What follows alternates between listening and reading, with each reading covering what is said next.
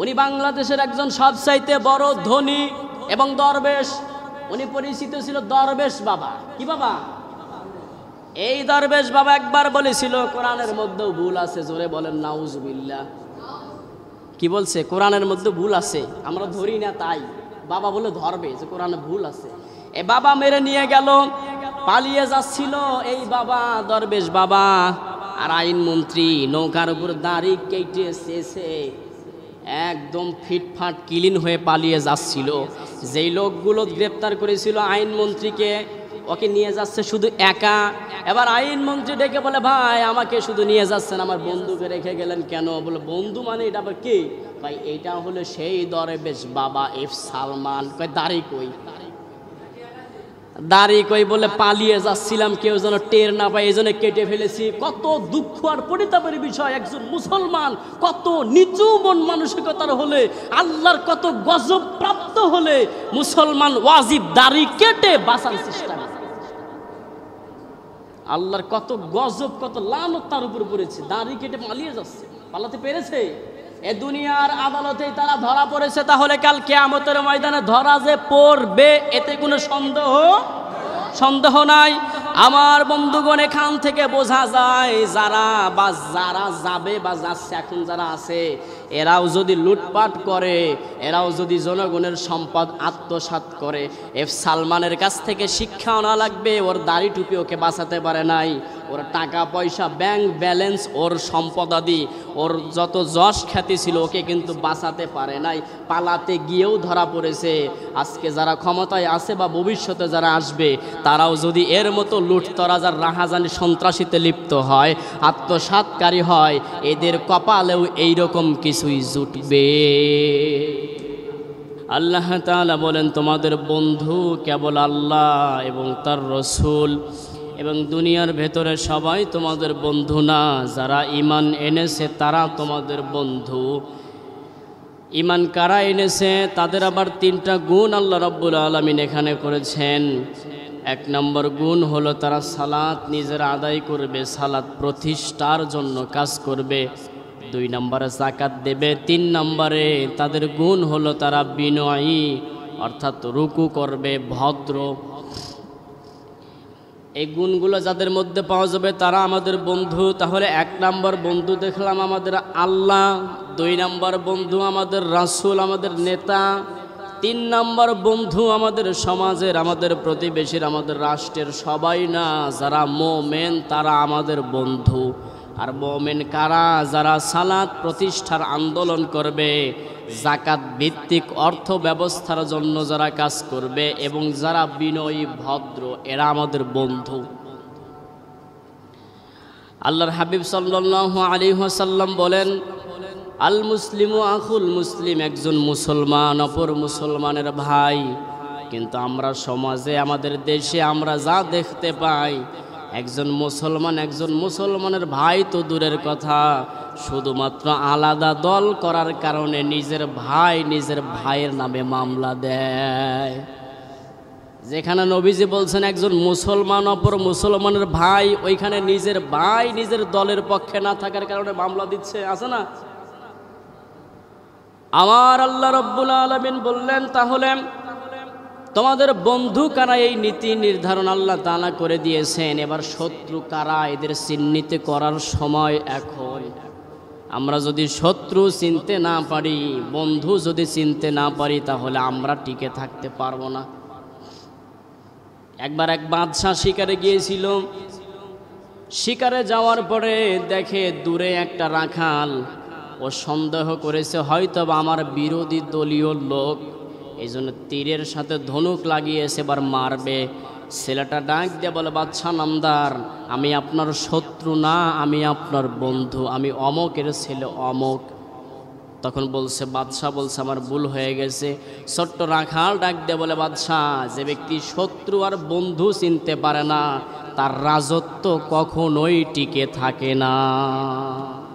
কারা বন্ধু কারা শত্রু এটা চিনতে হবে, এটা জানতে হবে। আল্লাহ তাআলা বললেন, তোমাদের শত্রু কারা শোনো।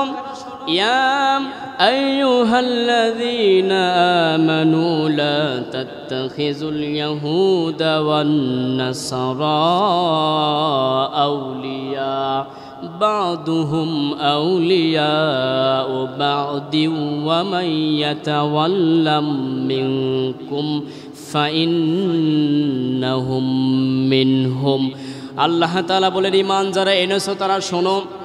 ঈমানদার বান্দাদেরকে আল্লাহ ডেকে বলছেন, তোমরা শোনো, খবরদার ইহুদি এবং নাসারাদেরকে বন্ধু বানায়ো না, কারণ এরা একে অপরের বন্ধু।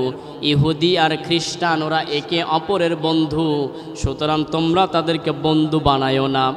যদি তোমরা বন্ধু বানাও, আল্লাহর নির্দেশনাকে ওভারটেক করে যদি বন্ধু তোমরা বানিয়েই ফেলো, কি হবে শোনো, ওয়ামাইয়াতাওয়াল্লাম মিনকুম ফাইন্নাহু মিনহুম। তাদের শিক্ষা ব্যবস্থা, তাদের রাজস্ব ব্যবস্থা, তাদের চিকিৎসা ব্যবস্থা, তাদের রাষ্ট্রীয় নিয়ম, তাদের বিচার ব্যবস্থা, এগুলো দেখে দেখে তোমরা যদি বিচার ব্যবস্থা করো, শিক্ষা ব্যবস্থা তৈরি করো, আমি আল্লাহ রব্বুল আলামিন ওই ইহুদি খ্রিস্টানদেরকেও খ্রিস্টানদের মতোই তোমাদেরকে বানিয়ে দেব। ঘোষণা দিয়েছেন কে? আল্লাহর কথা মিথ্যা হতে পারে? আল্লাহর কথা যে মিথ্যা না তার বড় প্রমাণ হলো এদেশের সবচাইতে দীর্ঘস্থায়ী মেয়াদে থাকা রাষ্ট্রপ্রধানের ছেলে বিয়ে করেছে একজন খ্রিস্টানকে। জোরে বলেন সুবহানাল্লাহ। আল্লাহর ওয়াদ, আল্লাহ বলছেন তাদের দেখা দেখি ইহুদি খ্রিস্টানদেরকে যদি তোমরা বন্ধু হিসাবে গ্রহণ করো, আমি তোমাদেরকে তাদের মতোই বানিয়ে দেব। বানিয়ে দেব মানে কি বানিয়ে দিয়েছেন। কোনো মুসলমান কখনো কোনো ইহুদিকে বিবাহ করতে পারে? করিয়েছে। এরপর আল্লাহ তাআলা বললেন, দেখো তোমরা যদি ইহুদি খ্রিস্টানদেরকে বন্ধু বানাও, তাদের দেখা দেখি রাজনীতি যদি তোমরা করো, অর্থনীতি যদি তোমরা করো, তাহলে তোমাদেরকে তাদের মতোই বানিয়েই ক্ষান্ত হব, তা না, তোমরা জালেম হিসাবে পরিণত হবে। আল্লাহ তাআলা বলছেন, ইন্নাল্লাহা লা ইয়াহদিল কওমায যালিমিন। নিশ্চয় আল্লাহ তাআলা জালেম সম্প্রদায়দেরকে হেদায়েত দেন না, রাস্তা দেখান না। তাহলে আমাদের বন্ধুকে আল্লাহ ও তার রাসূল এবং দুনিয়ার ভেতরে যত মানুষ আছে সবাই না যারা মুমিন। আবার এই মুমিনের গুণ লাগবে তিনটা।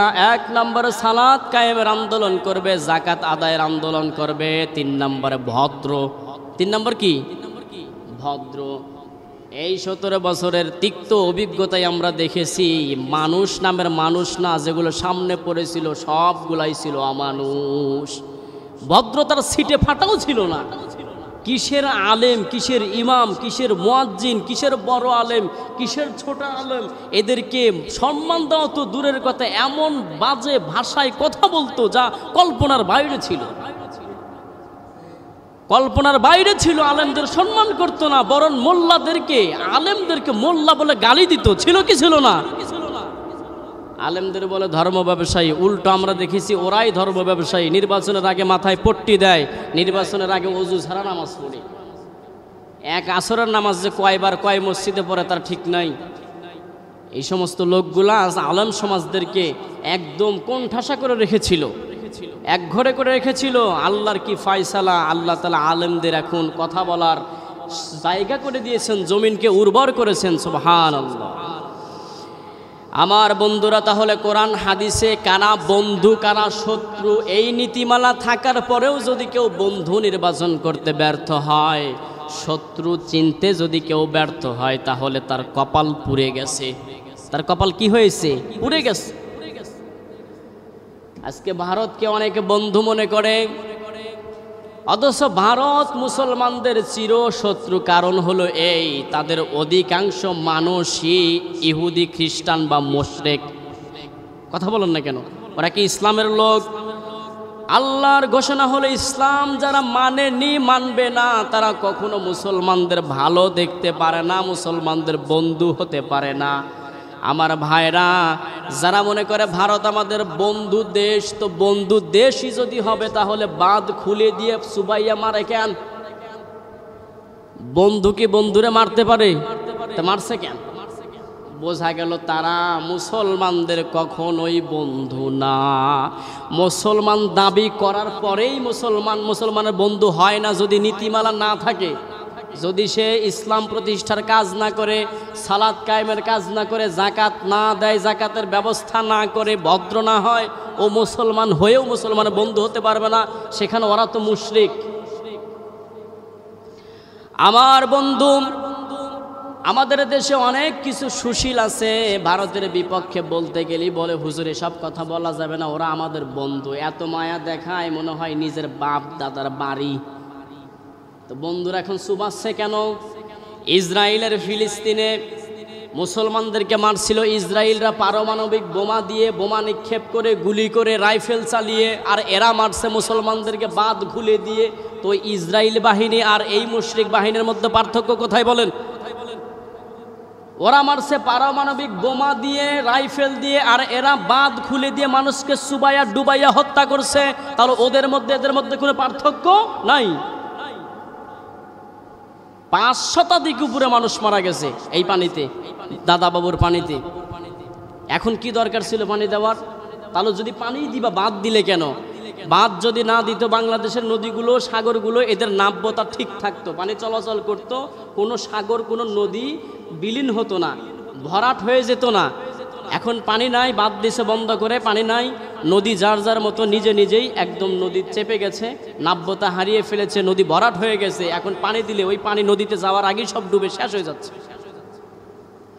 তাহলে বোঝা গেল ভারত আমাদের বন্ধু না, কারণ তারা মুশরিক। তারা কি? মুশরিক, ইহুদি, খ্রিস্টান মুশরিক কখনো মুসলমানের বন্ধু হতে পারে না।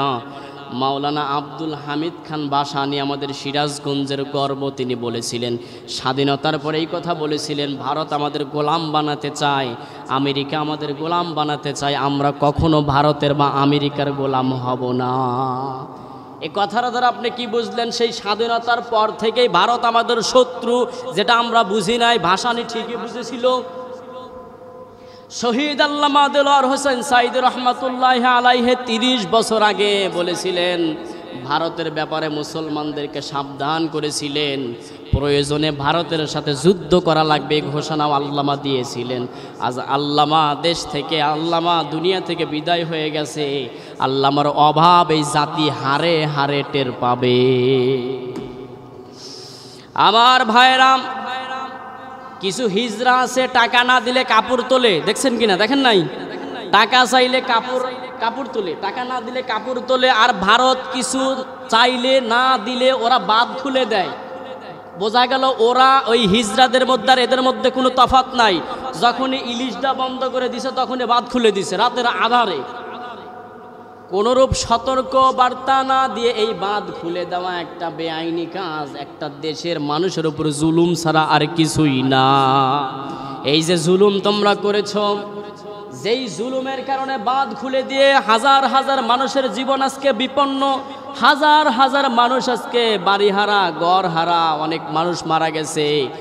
গরুর কাতারে গরু, মহিষের কাতারে মহিষ, ভেড়ার কাতারে ভেড়া, ছাগলের কাতারে ছাগল ভেসে ভেসে মারা যাচ্ছে। অনেকগুলো মানুষ মারা গেছে, কোথায় মাটি দেবে এই মাটিটুকুও নাই, এমন অবস্থা তৈরি করে রেখেছে।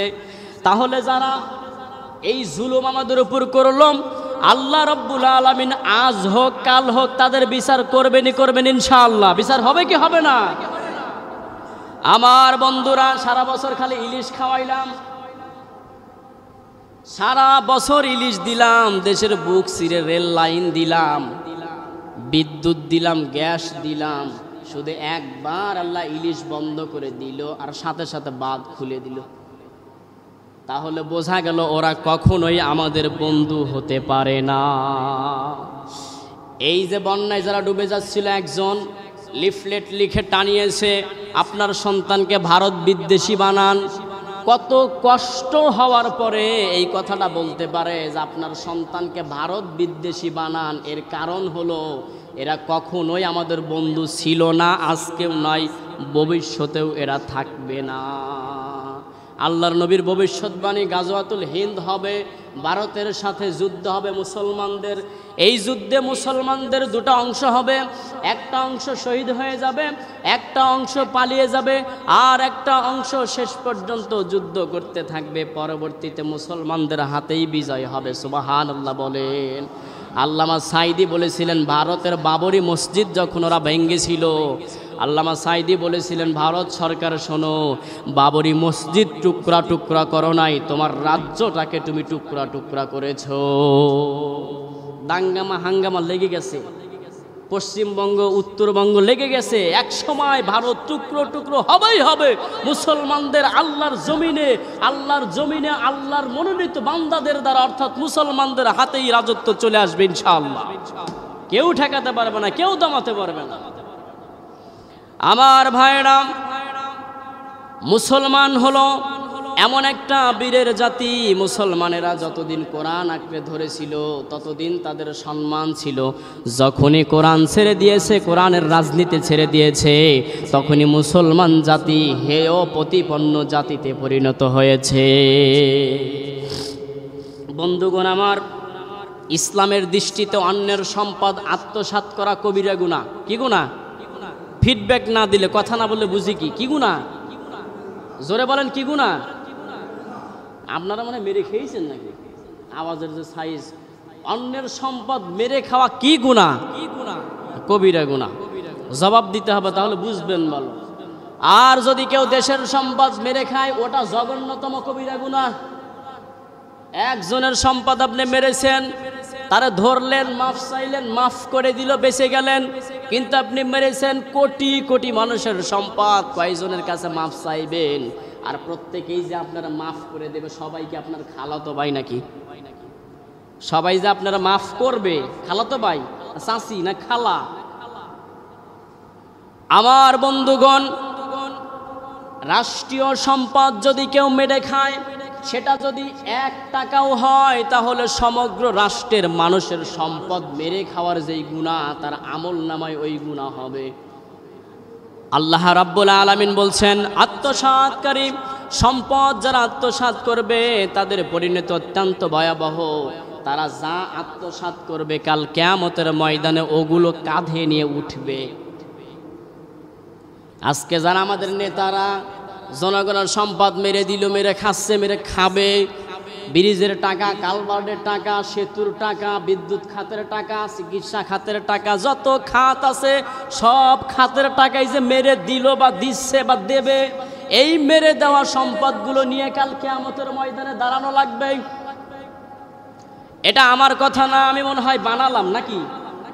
আল্লাহ রাব্বুল আলামিন বলেন, ওয়ামা কানা লিনাবিয়্যিন আইয়ুগাল ومن يغلل يأت بما غل يوم القيامة ثم توفى كل نفس ما كسبت وهم لا يظلمون। আল্লাহ তাআলা বলেন সূরা আলী ইমরান 161 নম্বর আয়াত, আল্লাহ রাব্বুল আলামিন বলেন, ওয়ামা কানা লিনাবিয়্যিন আইয়ুগুল, এটা শোভনীয় নয় যে আমানতের খেয়ানত করা কোনো নবীদের পক্ষে। আল্লাহ তাআলা তার নবীদের ব্যাপারে সার্টিফিকেট দিচ্ছেন যে আমার নবীরা রাজত্ব কায়েম করা কালে কখনোই জনগণের সম্পদ আত্মসাৎ করেনি। এটা নবীদের কাজ নয়, নবীদের পক্ষে উচিত নয়। এরপরে রব্বুল আলামিন বলছেন, আমাই ইয়াগলুল ইয়াতি বিমা গাল্লা ইয়াউমাল কিয়ামা, অর্থাৎ নবীদের পক্ষে যারা খেলাফতের দায়িত্ব যারা পাবে, রাষ্ট্রীয় দায়িত্ব যারা পাবে, তারা যদি আমানতের খেয়ানত করে, কাল কিয়ামতের ময়দানে ওই খেয়ানতকৃত বস্তু নিয়ে আল্লাহর দরবারে হাজিরে দেওয়া লাগবে। এরপর আল্লাহ তাআলা বলছেন, সুম্মা তাওয়াফা কুল্লু নাফসিম মা কাসাবাত ওয়া হুম লা ইয়াযলিমুন, এবং তারা প্রত্যেকে যা কিছু অর্জন করেছে, সুনাম হোক আর দুর্নাম হোক, অপরাধ হোক আর নেক আমল হোক, সব কিছু নিয়ে তারা উঠবে। আর যারা দুর্নাম বদনাম নিয়ে গেছে, আত্মসাৎ যারা করে গেছে, তারা কাল কিয়ামতের ময়দানে জালিম হিসাবে বিবেচিত হবে। আর জেনে রেখেন, কারো প্রতি ওই দিন কোনো জুলুম করা হবে না, আল্লাহ তাআলা আদিল ন্যায় বিচার করবে। আজকে যাদের সম্পদ মেরে মেরে নিয়ে যাচ্ছে, এই লোকগুলো আল্লাহর কাছে অভিযোগ দিবে, আল্লাহ আমার সম্পদ মেরে নিয়ে গেছে। আল্লাহ বলবেন, আমি আদিল, আজকে ন্যায় বিচার করব। আল্লাহ যখন ন্যায় বিচার করবে, এই সমস্ত আত্মসাৎকারীরা পালাবে কোথায়?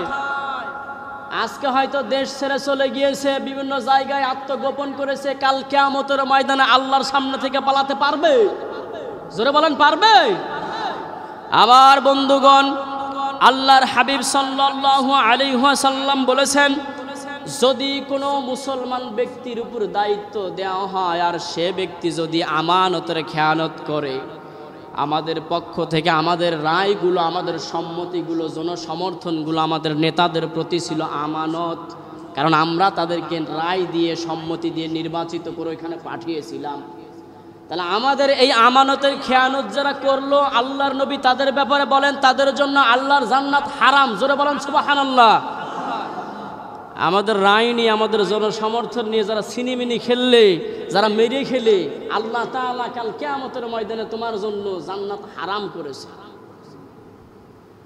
আমার বন্ধুগণ, আমানতের খেয়ানত করা, রাষ্ট্রীয় সম্পদ আত্মসাৎ করা ভয়ঙ্কর অপরাধ। যারা দুনিয়াতে এগুলোর সাথে জড়িত হবে, কাল হাসরের ময়দানে আল্লাহর নবী বলেন একটা পতাকা তাদের জন্য দেওয়া হবে, লেখা থাকবে অমকের ছেলে অমক এই দুর্নীতি করেছে, এই আত্মসাৎ করেছে, এই খেয়ানত করেছে। এগুলো দেখে দেখে মানুষ ওই দিন বুঝতে পারবে এইটা ওই আমানতের খেয়ানতকারী, বিশ্বাসঘাতকের পতাকা। আল্লাহ তাআলা চিহ্নিত করে দিবেন। আজকে হয়তো অনেকেই অনেকের আড়ালে আছে, চেনে না, এরকম নাই, অনেকেই অনেকের আড়ালে আছে, আপনারা জানেন না, কিন্তু কাল কিয়ামতের ময়দানে আল্লাহ রাব্বুল আলামিন এই সমস্ত ধন সম্পদ আত্মসাৎকারী নেতাদের একটা করে পতাকা দিয়ে জানায় দিবেন অমকের ছেলে অমক আত্মসাৎ করেছে এই জিনিস।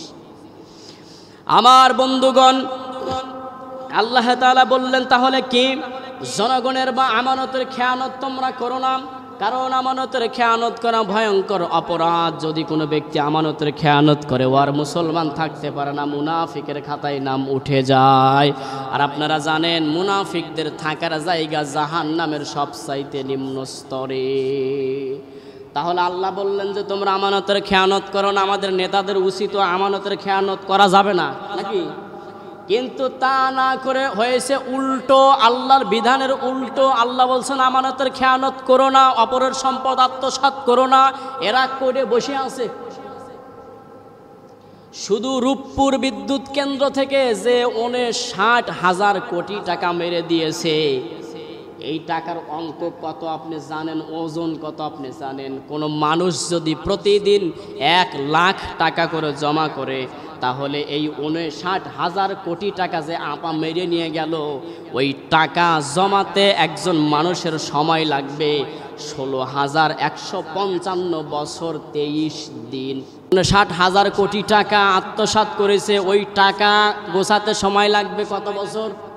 16,155 বছর 23 দিন মেরে নিয়ে গেল। এই টাকাগুলো মনে হয় তার বাপ দাদার ছিল। কথা না বলে বুঝি কি? বাপ দাদার ছিল। আমার আপনার টাকা, আমার আপনার ট্যাক্সে ওদের বাড়ি ভাড়া চলে, আমার আপনার ট্যাক্সের ওদের গাড়ির চাকা ঘোরে, আমার আপনার ট্যাক্সে ওদের যে ঘুমায় যে বিছানার চাদর, ওটা আমার আপনার টাকাই কেনা। ও যে খায়, খাবার খায়, ওটা আমাদের টাকাই কেনা। তাহলে মেরে নিয়ে গেল কাদেরটা? আমাদেরটা। তাহলে আমরা ভুক্তভোগী। এবার আমরা যদি আল্লাহর নামে, আল্লাহর কাছে তাদের নামে মামলা দায়ের করি, আল্লাহ বিচার করবেন কি করবেন না? আত্মসাৎ করে মনে করেছেন বেশি গেলাম, বাঁচা না, মারা গেল, মারা যাওয়া শুরু। আমার ভাইরা, শুধু তাই নয়, আমাদের বাংলাদেশে একটা পদ্মা সেতু হয়েছে, ওটা বানাতে খরচ হয়েছে 32,000 কোটি টাকা। আলহামদুলিল্লাহ বলেন। হওয়া দরকার ছিল, হয়েছে, যাই বাজারাই করুক, আলহামদুলিল্লাহ। পদ্মা সেতু আমাদের দরকার। খরচ হয়েছে কত? 32,000 কোটি টাকা। এক চাচাই মেরে দিয়েছে 36,000 কোটি টাকা। ওই চাচা যদি 36,000 কোটি টাকা না মারতো, পদ্মা সেতু বানাতে বহির্বিশ্বের কাছে ভিক্ষা চাওয়া লাগতো, সারা বছর কিয়ামত পর্যন্ত টোল তোলা লাগতো। যে চাচা মেরে দিয়েছে, বিশ্বাস করবেন না, আমার চাইতে বড় দাড়ি আর চুল পাটের মতো সাদা, উনি মেরে দিয়েছেন 36,000 কোটি টাকা। জোরে জোরে বলেন সুবহানাল্লাহ, সুবহানাল্লাহ। বড় দুঃখের বিষয় আর পরিতাপের বিষয়, আমি অবাক হয়ে যাই, বিস্মিত হই। উনি বাংলাদেশের একজন সবচাইতে বড় ধনী এবং দরবেশ। উনি পরিচিত ছিল দরবেশ বাবা। কি বাবা? এই দরবেশ বাবা একবার বলেছিল কোরআনের মধ্যেও ভুল আছে। জোরে বলেন নাউজুবিল্লাহ। কি বলছে? কোরআনের মধ্যে ভুল আছে, আমরা ধরি না, তাই বাবা বলে ধরবে যে কোরআনে ভুল আছে। এ বাবা মেরে নিয়ে গেল পালিয়ে যাচ্ছিল এই বাবা, দরবেশ বাবা আর আইনমন্ত্রী নৌকার উপর দাড়ি কেটে শেষে একদম ফিটফাট ক্লিন হয়ে পালিয়ে যাচ্ছিল। যেই লোকগুলো গ্রেপ্তার করেছিল আইনমন্ত্রীকে, ওকে নিয়ে যাচ্ছে শুধু একা। এবার আইনমন্ত্রী ডেকে বলে, ভাই আমাকে শুধু নিয়ে যাচ্ছেন, আমার বন্ধুকে রেখে গেলেন কেন? বলে, বন্ধু মানে এটা আবার কে? ভাই এইটা হলো সেই দরবেশ বাবা এফ সালমান। কয় দাড়ি কই? দাড়ি কই? বলে পালিয়ে যাচ্ছিলাম, কেউ যেন টের না পায়, এই জন্য কেটে ফেলেছি। কত দুঃখ আর পরিতাপের বিষয়! একজন মুসলমান কত নিচু মন মানসিকতার হলে, আল্লাহর কত গজব প্রাপ্ত হলে মুসলমান ওয়াজিব দাড়ি কেটে বাঁচার চেষ্টা করে। আল্লাহর কত গজব, কত লানত তার উপর পড়েছে, দাড়ি কেটে পালিয়ে যাচ্ছে। পালাতে পেরেছে? এ দুনিয়ার আদালতেই তারা ধরা পড়েছে, তাহলে কাল কিয়ামতের ময়দানে ধরা যে পড়বে এতে কোনো সন্দেহ নাই। আমার বন্ধুগণ, এখান থেকে বোঝা যায় যারা যাবে বা যাচ্ছে, এখন যারা আছে, এরাও যদি লুটপাট করে, এরাও যদি জনগণের সম্পদ আত্মসাৎ করে, এফ সালমানের কাছ থেকে শিক্ষা আনা লাগবে। ওর দাড়ি টুপি ওকে বাঁচাতে পারে নাই, ওর টাকা পয়সা, ব্যাংক ব্যালেন্স, ওর সম্পদাদি, ওর যত যশ খ্যাতি ছিল ওকে কিন্তু বাঁচাতে পারে নাই। পালাতে গিয়েও ধরা পড়েছে। আজকে যারা ক্ষমতায় আছে বা ভবিষ্যতে যারা আসবে, তারাও যদি এর মতো লুটতরাজার রাহাজানি সন্ত্রাসীতে লিপ্ত হয়, আত্মসাৎকারী হয়, এদের কপালেও এইরকম কিছুই জুটবে না। যে যা করবে তা পাবে। বাংলায় একটা কথা আছে, আমরা জানি, যে গর্ত করে সে গর্তে পড়ে, আছে না? যে রাস্তা আপনি বানিয়েছেন ওই রাস্তাতেই আপনাকে মারা লাগবে। আপনি জনগণের টাকা মেরে দিয়ে মনে করেছেন হায় হায় হারা জীবন কিয়ামত পর্যন্ত খাবো আর ঘুরবো বেড়াবো, কাজ হইল না। কারণ কি? সবার বিচারকের বিচারক একজন আছে, তিনি কে? আরো জোরে বলতে হবে, তিনি কে? এরপরে এক সময়কার সাবেক বিচারপতি শামসুদ্দিন মানিক ওরফে কালা মানিক, ওর চেহারাও যেমন কালো, ওর অন্তরটাও তার চাইতে বেশি কালো। এ পালিয়ে যাচ্ছিল সিলেটের সীমান্তবর্তী একটা এলাকা দিয়ে পালিয়ে যাচ্ছিল। এবার দাড়ি রেখে দিয়েছে, একজন দাড়ি কেটেছে, এবার রেখেছে, চেনা যাচ্ছিল না। ওই সিলেটের সীমান্তবর্তী লোকগুলো তাকে তো চেনে না। যখন ওরা বুঝতে পারছে যে কেউ না কেউ আমাদের বাংলাদেশ থেকে পালিয়ে ভারত যাচ্ছে বা যাওয়ার জন্য অপেক্ষা করেছে, ওরা খবর দিয়েছে বিজিবিকে। গিয়ে দেখে এ তো সেই আমাদের বিচারপতি মানিক। এবার ধরে ফেলেছে কালা মানিককে। একজন সাবেক বিচারপতি, তারে ধরেছে কি অবস্থায় আপনি জানেন? কলা পাতার উপর বিছানা, কলা পাতা দিয়ে বিছানা বানিয়ে পাগলের মতো শুয়ে আছে। ওখান থেকে ধরে ফেলেছে।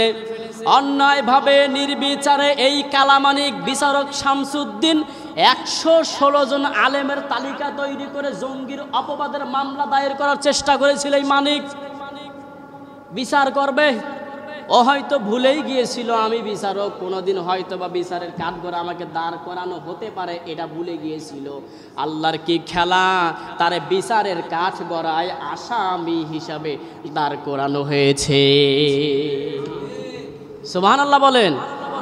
আল্লাহ তাআলা এজন্য বলেছেন, আলাইসাল্লাহু বিআহকামিল হাকিমিন, আমি আল্লাহ রাব্বুল আলামিন যত বিচারক আছে তত বিচারকদের চাইতেও আমি হলাম শ্রেষ্ঠ বিচারক। আল্লাহ যত বিচারক আছেন সবার বিচারকের চাইতে আল্লাহ রাব্বুল আলামিন শ্রেষ্ঠ বিচারক। এই লোকটা মুসলমানদের শুধু বিরোধিতাই করত, পক্ষে ছিল না। আদালত প্রান্তরে তাকে যখন হাজির করা হবে, এক পর্যায়ে ধস্তাধস্তি করার কারণে একজন জায়গা মতো লাথি দিয়ে ওর বিসি একটা গেছে ফেটে, বিচারপতির বিসি গেছে ফেটে। এই যে অপমান, গঞ্চনা, লাঞ্ছনা, বেইজ্জত একমাত্র শুধুমাত্র আলেমদের সাথে বেয়াদবির করার কারণে। চিল্লা বলেন ঠিক কিনা? আজকেও যারা ছাতিপাতে লোকগুলো আলেমদের সাথে বেয়াদবি করো, আজ হোক কাল হোক, এমন বেইজ্জতি হয়ে তুমি দুনিয়া থেকে বিদায় নেবে, পরবর্তী প্রজন্ম তোমাকে দেখে শিক্ষা নেবে। আলেম দেখলে চুলকায়, বেগুন না খায়। কিছু মানুষ আছে বেগুন খাইলে চুলকায়, আর কিছু মানুষ আছে আলেম দেখলে চুলকায় আর বেগুন খাওয়া লাগে। আল্লামা দেলোয়ার হোসেন সাঈদীর ফাঁসির রায় দিয়েছিল এই কালামানিক, এবং গর্বের সাথে বলেছিল, আমি দেল্লা রাজাকারের নামে ফাঁসির রায় লিখেছি, যদিও ওটা কার্যকর হয়নি, কিন্তু রায় লিখে নাম ভেস্কিয়ে একজন আল্লামার শানে বেয়াদবি করার পরিণতি ফল কি হয়েছে আপনারা চোখেই দেখেছেন। একদম পাগল প্রায় অবস্থা, তাকে কেউ দেখে বলতেই পারবে না যে এ বিচারউদ্দিন শামসু মানিক, এ কালামানিক, কেউ বলতেই পারবে না। কিছুদিন আগে টকশো করছে সেই মেজাজ, আর এখন এমন হয়ে গেছে বিসি ফেটে গেছে, ওর মুখ দিয়ে আওয়াজই বের হয় না। আল্লামা দেলোয়ার হোসেন সাঈদীর বড় সন্তান মরহুম রফিক বিন সাঈদীর জানাজায় এসে আল্লামা সাঈদী বলেছিলেন, আজকে যারা আমাকে চোর, আজকে যারা আমাকে ডাকাত, আজকে যারা আমাকে দর্শনকারী সাব্যস্ত করেছে, ও রব্বুল আলামিন তোমার কাছে তাদের নামে বিচার দিলাম, তাদের মরার আগে তাদেরকে ল্যাংটা করে ছেড়ে দিবা। এর মানে আপনি কি বুঝলেন? ওর যা কিছু আসে কুকর্ম অপকর্ম সব ফাঁস হয়ে যাবে, তাই ফাঁস হচ্ছে। কথা বলছেন না কেন? এরা পালিয়ে বাঁচতে চেয়েছিল, পারেনি। একটার পর একটা তসবি যখন ছিঁড়ে যায়, দানা যেরকম পড়তে থাকে, এরকম একটার পর একটা ইনু মিনু সিনু সবগুলাই ধরা পড়ছে। আল্লামা শহীদ দেলোয়ার হোসেন সাঈদী সাহেবের ওই 13 সালের তার ছেলের জানাজার দোয়া কবুল হয়েছে কি হয় নাই? এদেরকে আল্লাহ জাতির সামনে বেইজ্জতি করছে কি করে নাই? একদম যা কিছু সব উলঙ্গ, খালিকে কাপড় খুললেই উলঙ্গ হয়। ওর যত অপকর্ম কুকর্ম সব ওদের ফাঁস হয়ে গেছে। এখন শুধু বলছে আমরা একা একা খাইনি, আমাদের সাথে ছিল, কেডা নাম বলবো না। এ সবগুলো ধরা পড়বে, পড়ছে। আমার ভাইয়ের এখান থেকে শিক্ষা নিতে হবে, কোনো মানুষের উপর জুলুম করা যাবে না। আজকে যারা ক্ষমতায় আছে, কালকে যারা ক্ষমতায় আসবে, এরাও যদি এদের মতোই হয়, এদের পতন আর ধ্বংস এদের মতোই হবে। আমার ভাইরাম, ওরা চেয়েছিল মুসলমানদেরকে দুনিয়া থেকে নিঃশেষ করে দেবে, চেয়েছিল না? কথা না বলে বুঝি কি? ওরা চেয়েছিল শেষ করে দেবে, হয়তো বা নিষিদ্ধ করলেই শেষ হয়ে যাবে। মাত্র 25 দিনের মাথায় আবার তারা ফিরে পেয়েছে তাদের সেই সনদ, তাদের সেই নিবন্ধন, তাদের সেই প্রতীক। পরিণতি ফল কি? 15 বছরের রাজত্ব মাত্র 15 দিনের মাথায় শেষ। 15 বছরের রাজত্ব কয় দিনে শেষ? ওরা চেয়েছিল নিষিদ্ধ করে নিঃশেষ করে দিবে, এখন জনমন থেকে, জাতি থেকে তারাই নিষিদ্ধের পথে। আমার ভাইরা, আমাদের শিক্ষা নিতে হবে। আমরা মুসলমান, 96% মুসলমানের এই দেশে, আল্লাহর দেওয়া জমিনে, আল্লাহর দেওয়া ভূখণ্ডের উপরে আল্লাহর নিয়ামত বক্ষণ করে আমরা একটা কথাই দ্ব্যর্থহীন কণ্ঠে বলতে চাই, ক্ষমতায় যে যাক, যে আসুক, ক্ষমতার রদবদল হয়, নেতার পরিবর্তন হয়। আমরা যারা গরিব সাধারণ মানুষ, আমাদের ভাগ্যের কোনো পরিবর্তন হয় না। আমাদের ভাগ্যের পরিবর্তন হবে যখনই এই ক্ষমতার চেয়ারটা পরিবর্তিত হয়ে এটা চলবে ব্রিটিশ আইনে নয়, আল্লাহর কোরআনের আইনে, তখন প্রত্যেকটা মানুষ ন্যায় বিচার পাবে। চিল্লা বলেন ঠিক কিনা? ক্ষমতায় কে আসলো কে গেল এইটা নিয়ে আমাদের মাথা ব্যথা নাই। ওই ক্ষমতার মসনদে চেয়ারের লোকটাকে পরিবর্তন করার দরকার নাই, ওই চেয়ারের নীতিকে পরিবর্তন করতে হবে। ওইখানে মুসলমানদের এই দেশে, আমরা বেশিরভাগই মুসলমান, 96% মুসলমান আমরা। আমাদের দেশ চলবে কোরআন আর হাদিসের আলোকে। যতক্ষণ পর্যন্ত কোরআন আর হাদিস ওই মসনদে না যাবে, ততক্ষণ পর্যন্ত মুসলমানদের ভাগ্যের পরিবর্তন হবে না। হবে কি? আজকে আসার সময় একটা ভিডিও দেখলাম, একটা প্রাইমারি স্কুলে 4 জন শিক্ষক হিন্দু। 4 জন শিক্ষকই কি? হিন্দু। সাংবাদিক বলছেন, ভাই আপনারা এখানে কয়জন? বলে 4 জন। আপনারা কোন ধর্মের? বলে আমরা হিন্দু ধর্মের। আচ্ছা ভাই, আপনাদের এখানে সবচেয়ে বেশি কারা ছাত্রছাত্রী? বলে মুসলমান। সবচেয়ে বেশি মুসলমান থাকার কথা, কারণ মুসলমানই বেশি দেশে। তো মুসলমানদের দেশে আপনারা হিন্দু শিক্ষক, আপনারা ধর্ম বই, ইসলাম ধর্মের বই পড়ান কিভাবে পড়ান? বলে ওই আরবি তো পড়াতে পারি না, বাংলা যা আছে দেখে দেখে তাই পড়াই। আচ্ছা বলেন তো, একজন হিন্দুর কাছে কখনোই মুসলমানদের ধর্ম নিরাপদ? অবশ্যই এটা বলতে পারি যে মুসলমানদের কাছে তোমাদের ধর্মের বই, তোমাদের ধর্ম নিরাপদ। চিল্লা বলেন ঠিক কিনা? ওরা ওখান থেকে ওপার থেকে ই করে পত্রপত্রিকায় দেয় যে বাংলাদেশের মুসলমানরা হিন্দুদের মাইরিয়া শেষ করে দিল, মন্দির ভেঙে গেছিল, সব শেষ। কিন্তু তদন্ত করে দেখা গেল এই মন্দির ভাঙার পেছনে মুসলমানরা জড়িত নয়, বরং ওদের কিছু লোক হিন্দুরা মিলে আর এই সমস্ত দোসররা ফ্যাসিবাদীরা মিলে এই মন্দির ভেঙেছে যেন মুসলমানদের উপর চাপানো যায়। একজন হিন্দু তো বলেই ফেলছে, দাদা বাবু তুমি যে তোমার পত্রপত্রিকায় দাও যে মুসলমানরা হিন্দুদের মাইয়া কেটা সাফ করে ফেলাইলো, কই আমাদের মন্দির তো ভাঙে নাই, আমাদের দেশে তো মন্দির ভাঙে না, যেগুলো ভাঙছে ওগুলো আমাদের স্বজাতি ভাঙছে। আফসোস করে বলছিল যে মুসলমান কখনো মুসলমান ধর্মকে অবজ্ঞা করে না, হিন্দু কখনো তার ধর্মকে অবজ্ঞা করতে পারবে না। কি করে একজন হিন্দু ফ্যাসিবাদীদের সাহায্যে মূর্তি ভাঙে, কত আফসোস করে বলেছিল হিন্দুরা। ভারতরা শিখায় যে বাংলাদেশে সাম্প্রদায়িক দাঙ্গা আছে। সাম্প্রদায়িক দাঙ্গা কি বাংলাদেশে আছে? যদি থাকতো তাহলে এই বন্যার্থদের কাছে এই যে ত্রাণ নিয়ে গেছে শাইখ আহমদুল্লাহ হাফিজাহুল্লাহ, বরিশালের একটা মন্দিরের টাকা এই ত্রাণে দিয়ে দিয়েছে যে আপনি মুসলমানদের জন্য। ওখানে শুধু মুসলমান ডুবে মরেছে তা না, হিন্দুরাও আছে। তাহলে বরিশালের একটা মন্দিরের টাকা মুসলমানের হাতে তুলে দিয়েছে কিসের জন্য? বন্যার্থদের সাহায্যের জন্য, সুবিধার জন্য। আপনারা দেখেছেন কিনা জানি না, ফেসবুক খোলেন, ওখানে দেখেন হিন্দু ধর্মের ভাইয়েরা, ইহুদি ধর্মের ভাইয়েরা, বৌদ্ধ ধর্মের ভাইয়েরা এই বন্যার্থদের পাশে দাঁড়িয়েছে। বাংলাদেশ শুধু মুসলমানের দেশ নয়, বাংলাদেশ ইহুদি, খ্রিস্টান, বৌদ্ধ যত ধর্মের লোক আছে এ বাংলাদেশ সবার। সুতরাং ওপার থেকে যতই তুমি যুদ্ধ করার চেষ্টা করো না কেন, মুসলমানদের মাঝে হিন্দুদের মাঝে যতই তুমি যুদ্ধ তৈরি করার চেষ্টায় লিপ্ত থাকো না কেন, কশ্চিন কালেও এটা সম্ভব নয়। ইতিহাস পড়ে দেখেন, মুসলমানদের কাছেই অন্য ধর্মের লোকেরা নিরাপদ। সুতরাং আমরা মুসলমান, আমাদের ধারা কোনো ভাই, আমাদের স্বজাতি ভাই, আমাদের বিরোধীও কোনো ধর্মীয় ভাই, আমাদের ধারা যেন নির্যাতিত নিপীড়িত না হয় খেয়াল রাখতে হবে। এবং খেয়াল রাখতে হবে যে বাংলাদেশে যেন চেয়ারের পরিবর্তন, মানুষের পরিবর্তন এগুলো আমরা আর দেখতে চাই না। আমরা পরিবর্তন চাই আইনের, আমরা পরিবর্তন চাই সংবিধানের। বাংলাদেশ মুসলমান রাষ্ট্র, এখানে ব্রিটিশ সংবিধান চলতে পারে না। এখানে যদি চলে ১৫০০ বছর আগের কোরআনুল কারিম চলবে। চিল্লা বলেন ঠিক কিনা? আল্লাহ তাআলা কবুল করুক।